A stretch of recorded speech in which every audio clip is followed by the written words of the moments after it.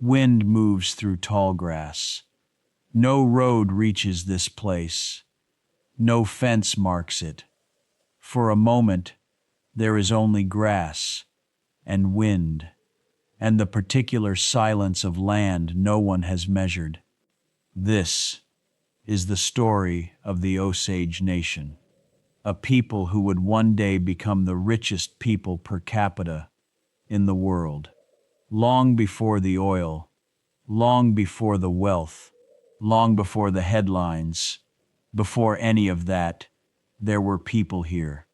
History remembers them, when it remembers them at all, as victims, a footnote in someone else's story, of oil and crime, and the birth of an American investigative bureau. But they were a nation first, one of the most powerful nations on the continent. But that is not where their story begins. This is not the story of what was taken from them. This is the story of who they were before anyone thought to take anything at all. The Osage called themselves Osage, Middle Waters. By the early 1800s, they controlled a territory stretching across half of what would become Missouri, Arkansas, Oklahoma, and Kansas. For nearly 150 years, they had been among the dominant powers across this region. They were not a people other nations pushed around. When a member of the Lewis and Clark expedition wrote home about the tribes he had encountered, he described the Osage plainly, a very warlike people. Osage men, by several accounts, averaged well over 6 feet tall. Visitors kept writing that detail down. It stayed with them. For 40 years before the Louisiana Purchase ever changed hands, the Osage were the dominant force in the fur trade moving through St. Louis. French and American traders depended on Osage hunters for the pelts that built the region's early fortunes. They also depended on Osage permission simply to travel through the territory at all. Entire trading companies rose or failed depending on whether the Osage chose to deal with them. Traders did not pass through Osage territory. They negotiated with it. This was not a nation waiting to be discovered. It was a nation, traders, soldiers, and neighboring peoples already knew.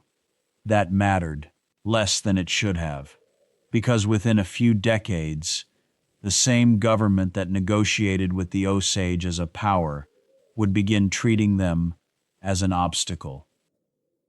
The losses did not happen all at once.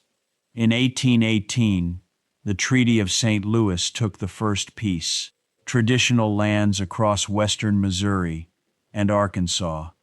In 1825, another treaty took most of what remained in Kansas and Oklahoma.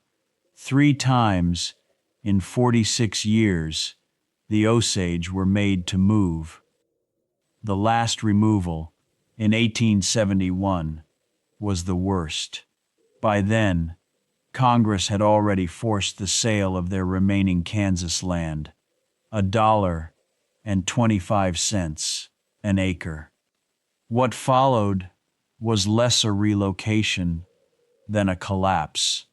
Disease, hunger, cold. Some historians place the population loss from this final displacement as high as 95%. Walk through the old Kansas burial grounds today, and a pattern becomes visible in the stone. The graves of young mothers, the graves of infants, the elders who survived, rarely spoke of it afterward. Many of those who survived rarely spoke about those years again. Later generations remembered that silence as much as the journey itself. What remained of the Osage Nation arrived in Indian territory with almost nothing, and yet, when the moment came to choose where they would rebuild, they did not simply accept whatever land was offered to them. They chose it themselves. Their answer was unlike almost any other. The land they chose surprised almost everyone. In 1872, using what remained of their own funds, the Osage purchased 1.47 million acres from the Cherokee Nation. It was one of the only times in American history a tribe bought back a reservation with its own money, rather than accept whatever the government assigned it. Villages grew beside streams, and across the prairie, families raised children, hunted, traded, farmed where the land allowed, and cared for growing herds of cattle. Life was not easy, but it belonged to them. Long before oil transformed the reservation, the Osage had already begun rebuilding after generations of removal. The reservation was becoming home again. The land was rocky, hilly, difficult to farm. The hills were too steep for a plow, the soil too thin for most crops settlers valued. Where the rest of Oklahoma Territory was drawing homesteaders by the thousands, hungry for wheat and cotton ground, this stretch of the Osage Hills drew almost no one. Surveyors who passed through in the 1870s described it in official reports as unfit for cultivation, land better suited to grazing than to farming, if it was suited to anything at all.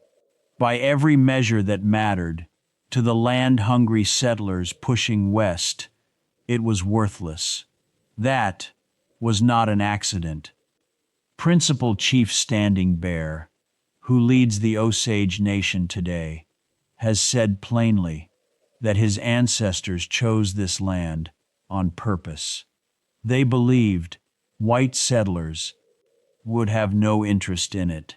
For once, in a century that had taken almost everything from them, the Osage made a choice no one could take back. They picked land nobody else wanted. No one could have known what was underneath it. Not yet. 25 years later, the land gave up its secret. A well near Butler Creek came in. Everything beneath that land suddenly mattered. The Phoenix Oil Company had been drilling on Osage land for months, chasing a rumor, more than a certainty. What they found was not a rumor. It was one of the richest oil deposits in North America, sitting beneath ground that had been chosen 25 years earlier for its apparent uselessness. By 1906, Congress passed the Osage Allotment Act. Few laws would shape the future of the Osage Nation more profoundly. The act divided the surface land among individual tribal members, roughly 650 acres each. The mineral rights underneath that land were kept separate. The oil, the gas, everything the surface could not show you, held collectively, owned by the tribe as a whole, in trust through the federal government. Every Osage person on the tribal roll received an equal share of whatever came out of the ground. It did not matter how much land a person's own allotment covered, or whether oil happened to be found beneath their particular acres. The wells could be miles from someone's home, on land they had never even walked, and the payment arrived just the same. 2,229 headrights were created from that single 1906 roll, one for every enrolled member of the tribe, each one an equal claim on the same shared trust. Each share was called a headright. Every headright represented an equal share of the tribe's mineral wealth. It could be inherited by anyone, Osage or not. In 1906, that seemed like a minor detail. It would not stay minor for long. For now, though, in the years just after the allotment, headrights meant something simpler. They meant that the land nobody wanted was about to make the Osage people among the richest per capita in the world. Oil did not simply appear beneath Osage land. It had to be leased. Every few months, people gathered beneath a single elm tree outside Pawhuska. It stood alone, wide enough to shade a crowd, and it became the strangest boardroom in America. Oil companies came from Tulsa, from Houston, from as far as New York. They bid against each other in the open air, standing on the same ground the Osage had once been told was worthless. Colonel Elmer Ellsworth Walters stood beneath that tree and called the auctions. He called the tracts one by one, and the bids climbed in numbers that startled the men making them. By the 1920s, a single 160-acre tract could sell its lease for close to $2 million. 18 separate tracts crossed the $1 million mark before the boom was through. Men who would become some of the wealthiest oilmen in American history built their fortunes standing under that tree, bidding for the right to drill on land that belonged to someone else. The Osage did not drill the oil themselves. They did not need to.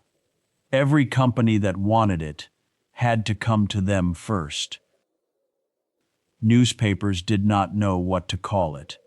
They had no word ready. For a Native American family riding in a chauffeured car through a town most of the country had never heard of, they had no framework for children boarding trains to attend school in Europe, or for houses built of stone and terracotta rising out of what had recently been open prairie.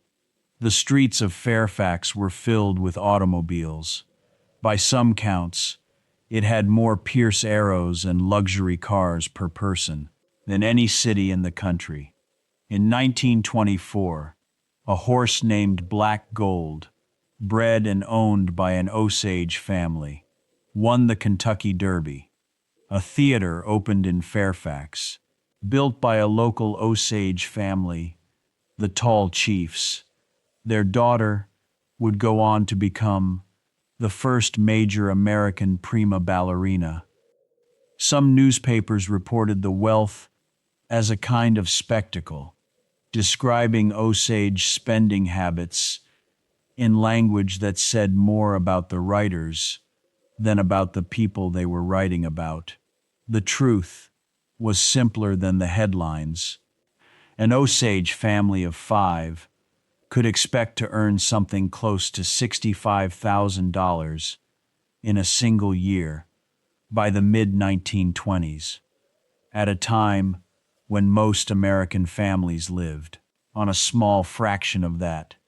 Historian Angie Debo would later write that even an Osage family living modestly by their own choice was wealthier than most Americans could imagine. In one home in Fairfax, a family was living through all of it. Nothing about them made them different from their neighbors. They had a name, White Cedar, and a house not far from Main Street. Close enough to hear the trains. The quarterly headright check arrived, like it did for every family on the tribal roll. Some quarters, it was modest. Some quarters, after a good lease sale, It changed what was possible for the rest of the year. There was a new car in front of the house that spring. At the dinner table, people spoke about one of the children going away to school. A wedding was being held a few miles away, followed by a dance that ran long into the night. None of it was extraordinary. That was the point. This was simply what an ordinary Osage household looked like in the years the world had started calling them the richest people per capita on earth. A mother watched her children finish a meal before the light outside had fully gone. A father counted the week's expenses against what the check had brought in, the way any father might. Someone laughed at something someone else said, and the sound carried out through an open window into a street full of other houses, doing more or less the same thing. The family had no reason to think anyone would remember them. They were not important people. They were not going to be written about in newspapers or remembered by name outside their own community. They were only living the way their parents had lived, and their grandparents before that. For now, that was enough. Then the word began to appear in conversation. Guardian. In 1908, Congress had given local county courts the power to oversee the finances of any Native American judged incapable of managing their own affairs. In 1921, a new law went further. Any Osage person of half or more Osage blood was now required to have a court-appointed guardian, unless they could prove their own competence to a local judge. The judges making that determination were rarely Osage themselves. A full-blood Osage adult, regardless of education, business experience, or age, was, in most cases, assigned a guardian automatically. A person of mixed ancestry was far more likely to be found competent and left alone. The guardians were often local lawyers, bankers, businessmen. Under the system, a restricted Osage adult needed a guardian's signature to make almost any purchase. Some accounts describe grown men and women needing approval to buy something as small as a toothbrush.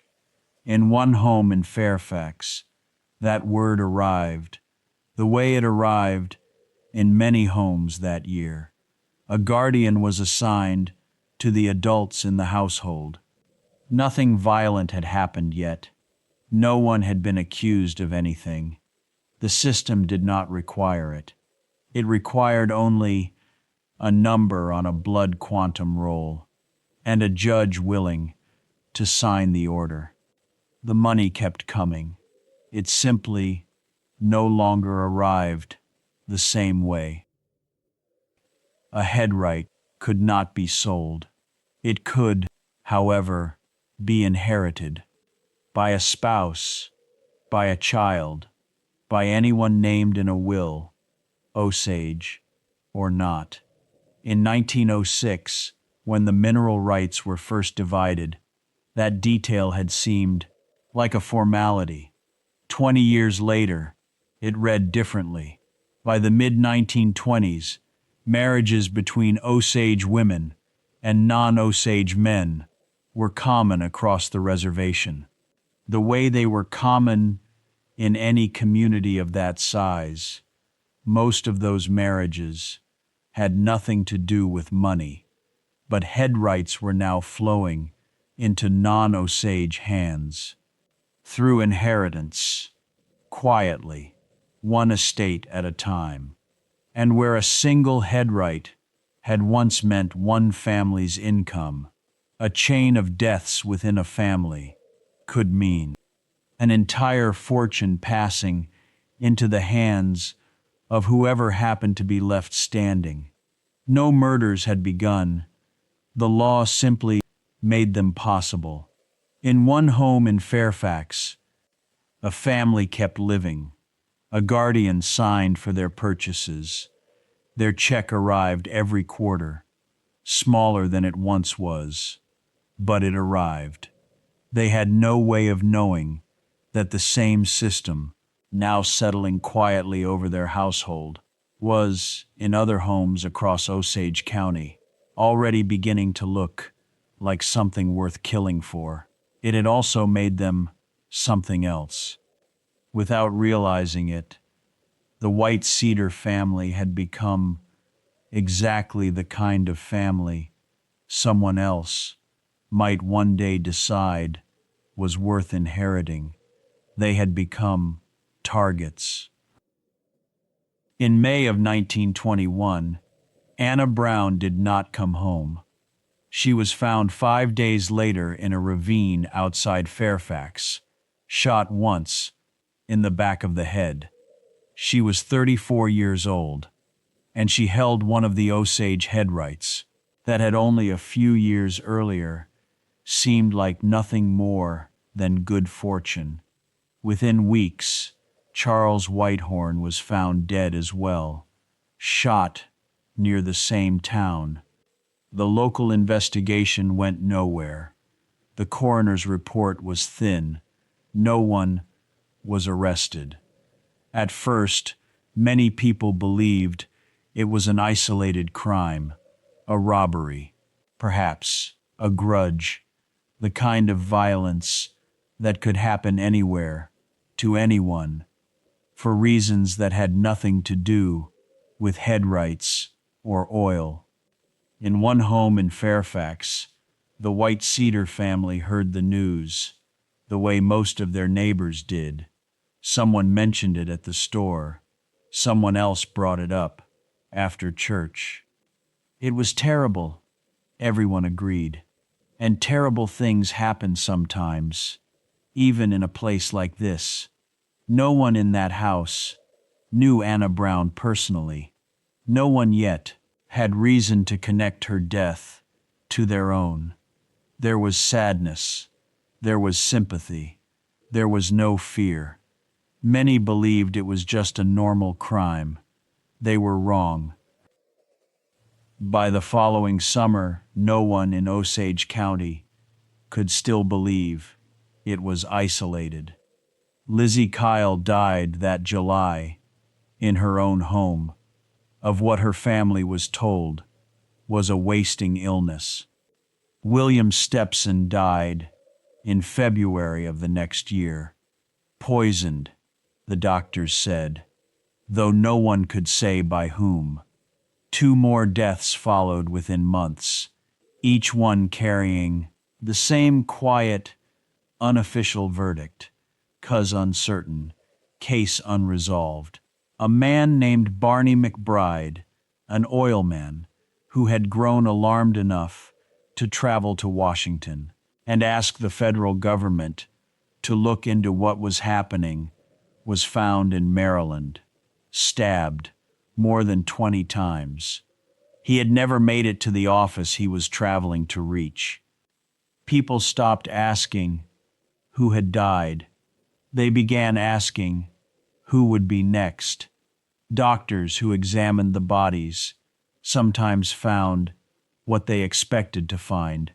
Sometimes they found nothing at all and wrote it down that way, then moved on to the next patient waiting outside. In the White Cedar house, the change arrived quietly, the way most real fear does. Thomas White Cedar began locking the front door at night, something he had never bothered with before. The children were told to stay within sight of the porch. Conversations that used to happen across the fence with neighbors now happened in lower voices, closer together, with someone glancing toward the road before they finished a sentence. No one in the family had died. No one had been threatened directly. It was simply harder now to feel certain that they wouldn't be. Without speaking about it, Ayanna White Cedar stopped leaving the quarterly headwrite papers on the kitchen table. She kept them somewhere else now. She could not have said exactly why. It only felt, lately, like something worth doing. The Guardian began asking more questions than before. There was always a reason given, a form that needed updating, a purchase that needed explaining twice instead of once. More papers arrived for signatures than the family remembered signing. In years past, nothing about any single visit was openly threatening. It simply felt different. Thomas found himself explaining things he had never before needed to explain. Why he wanted to repair the roof that spring. Daniel needed new shoes before winter instead of after. Sarah had nearly outgrown her coat. The Guardian nodded through most of it, signed most of what was asked, and left. Sometimes there was a clear reason for the visit. Sometimes the reason was less obvious. No one in the household said much about it out loud. A man the family did not know came by the property twice that season, asking whether they had considered selling a portion of their land. They had not. He came back anyway, the second time with a different offer. A distant cousin the family had not heard from in years wrote a letter that spring, warm, familiar in tone, asking after everyone's health. None of it, taken alone, meant anything. Taken together, it began to weigh on the house in a way that was hard to name. Ayanna glanced toward little Eli asleep in the next room. Before returning to the table, she began checking the front window before opening the door whenever someone knocked. At dinner one evening, Thomas sat quietly for a long moment before speaking. He did not say what was on his mind. He did not have words for it yet. For the first time, since the oil had come, the family found themselves wondering whether the very thing that had built their whole way of living had also, somewhere along the way, become something they could not put down. By 1923, the murders numbered in the dozens, and almost none of them had been solved. The local sheriff's office was small, underfunded, and in several documented instances, compromised by the same men whose names kept surfacing near the deaths. County judges and other officials often failed to push investigations forward, leaving families with few answers. Doctors who suspected poisoning did not always agree on what they were seeing. Records were incomplete. Investigations stalled before they reached clear conclusions. Witnesses who came forward sometimes changed their stories. Some left the county entirely. Evidence that might have connected one death to another had a way of going missing before it reached a courtroom. It was not that no one in Osage County knew something was deeply wrong. It was that too many of the people positioned to do something about it had reasons, financial or otherwise, to let it continue. In March of 1923, the Osage Tribal Council formally petitioned the federal government for help, stating plainly what local authorities had failed to address on their own. For the White Cedar family, and for hundreds of families like them across the county, the silence was its own kind of danger. It meant that whatever was happening had no name yet, and no one seemed able or willing to give it one. The quarterly check still arrived that spring, It no longer felt like something to celebrate. If you had asked almost anyone in Fairfax who the most respected man in town was, many of them would have given you the same answer: William Hale. He was a cattleman, a businessman, a man who had loaned money to half the county at one point or another, and never seemed to call in a debt without good reason. He gave generously to local causes. He was close with the sheriff, close with the judges, and close with many of the county's most influential men. People called him the King of the Osage Hills, and they meant it as a compliment. He had, over the previous several years, quietly built connections to more than one Osage family, through marriage, insurance, and inheritance, in ways that seemed, to most people who knew him, like nothing more than a successful man, expanding a successful life. Publicly, nothing about William Hale suggested the man investigators would eventually uncover. Investigators would later determine that Hale had insured the life of at least one Osage man for a substantial sum, naming himself as the beneficiary shortly before that man was found dead. They would find threads connecting him to more than one of the deaths, already spreading fear through the county. None of that was yet known or provable. In the years, the White Cedar family spent locking their door at night and wondering about the guardian's extra visits. In Washington, officials had begun receiving reports that something was terribly wrong in Osage County. Most of those reports were read, filed, and forgotten. One of them reached someone who did not forget it. For the first time since the killings began, someone outside Osage County was finally paying attention. In the summer of 1925, Washington finally responded. The Bureau of Investigation, not yet known by the name it would later carry, sent a man named Tom White to Osage County. White was a former Texas Ranger, methodical, unhurried, the kind of investigator who preferred to watch a room before he spoke in it. J. Edgar Hoover, still new to running the Bureau himself, had given him the case with instructions to succeed where every previous investigation had failed. White did not arrive alone, and he did not arrive announcing himself. He brought agents who would spend months working undercover across the county, posing as insurance salesmen, cattle buyers, oil lease brokers, and other ordinary businessmen. In one home in Fairfax, Thomas White Cedar heard, the way most people in the county heard, that strangers had come from Washington asking questions. Nobody in that house celebrated.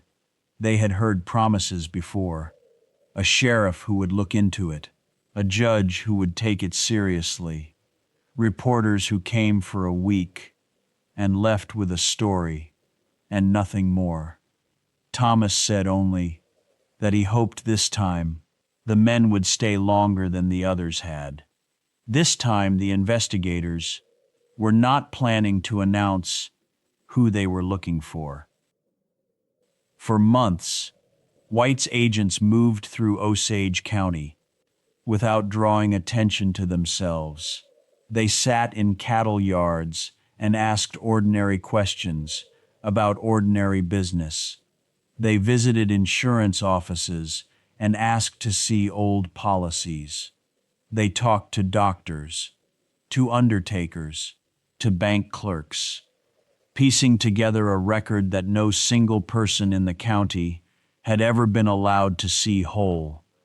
What they found did not look like scattered tragedy anymore.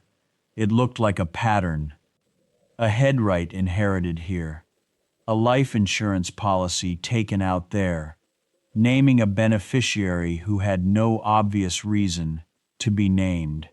A guardianship assigned to the same small handful of men, again and again, regardless of which family was involved. Marriage, guardianship, inheritance, insurance, the same names began appearing across files that had never before been placed beside one another. At first, it looked accidental, then improbable, eventually impossible to ignore. In the white cedar house, something happened that no one could quite explain. The guardian, who had been visiting often enough to notice, suddenly became more polite than usual, and came around less. Thomas noticed. He did not know what it meant. He said nothing about it to Ayanna, and she said nothing about it to him, though she had noticed it too. Somewhere in the paperwork the agents were quietly assembling. One name kept surfacing more than any other. It surfaced once, then again, until it was no longer possible to call it a coincidence. By late 1925, the investigation had a name it could not ignore: William Hale. He still moved through Fairfax the way he always had, greeting men by name, extending credit, sitting near the front of every gathering that mattered. He did not act like a man who believed the ground beneath him had shifted. He was not wrong to feel confident, not yet. He had survived years of suspicion without ever being formally accused of anything. He had reason to believe he would survive this too. Ernest Burkhart, a younger man closely tied to Hale through marriage into an Osage family, did not have the same nerve. Under pressure from investigators and increasingly unable to keep the conspiracy together, he began to talk. What he said connected Hale directly to insurance policies, to at least one hired shooting, and to a bombing that had already taken more than one life in the county. Other men involved began talking as well, each one trying to protect himself by naming someone else. In January of 1926, warrants were issued for William Hale and Ernest Burkhart. The man people had called the King of the Osage Hills was arrested. He hired the best lawyers he could find, and he told anyone who would listen that the charges would not hold. In the white cedar house that winter, Ayanna slept through an entire night for the first time, and longer than either of them could remember. Neither of them said why. Neither of them needed to. The trials that followed were long, and they were not simple. The first attempt to convict Hale ended in a mistrial. A second conviction was later overturned on appeal. It was not until 1929, after years of legal maneuvering, that Hale was finally convicted in the murder of Henry Roan and sentenced to life in prison. Ernest Burkhart, who had confessed and cooperated, was convicted as well. Hale served just over 20 years before he was paroled in 1947 at the age of 72. Burkhart was paroled in 1937, later returned to prison for an unrelated burglary, and was ultimately pardoned by the governor of Oklahoma in 1966. The convictions closed the most famous chapter of the Reign of Terror. They did not close all of it. Historians continue to debate the true scale of the killings. Many believe far more Osage deaths were connected to the conspiracy than were ever formally investigated, and that the full number may never be known. In the White Cedar House, Thomas read the newspaper account of the convictions twice before folding it and setting it down. They finally caught some of them, he said. Some. The words sat in the room, longer than the sentence around it. What was lost cannot be fully counted. Dozens of Osage men and women were killed for money. That was, by law, already theirs. Fortunes built, by an entire nation's foresight, were quietly transferred, through marriage, inheritance, and murder, into hands that had never earned them. Trust between neighbors, once assumed, took generations to begin rebuilding. In the years that followed, federal law changed. In 1925, Congress restricted the inheritance of head rights by anyone who was not at least partly Osage. Further changes followed in the decades after. Even now, roughly a quarter of the original 2,200 head rights, created in 1906, remain in the hands of people and institutions, with no Osage blood at all. Legislation meant to bring them home has been proposed, and, so far, stalled. The Osage Nation endured. Today, more than 20,000 people are enrolled as citizens of the Osage Nation, which governs itself from Pawhuska, where the memory of those years has never been allowed to disappear. A museum there, the oldest tribal museum in the country, keeps the record of everything that happened, so that no one mistakes it for a story that ended cleanly. Years later, in Fairfax, an older Thomas White cedar sat outside with Ayanna in the evening, the way they had for decades. Daniel had children of his own by then. Sarah lived 2 towns over. Eli, the youngest, barely remembered the years. His parents still thought about more than they said aloud. In the distance, past the edge of town, the pump jacks kept moving, slow, steady, the way they had for 100 years. The Osage became richer than kings. For a time, that wealth became one of the most dangerous things a person could possess. The oil is still beneath those hills. Wind still moves through tall grass. Some fortunes build kingdoms. Others reveal what people are willing to become.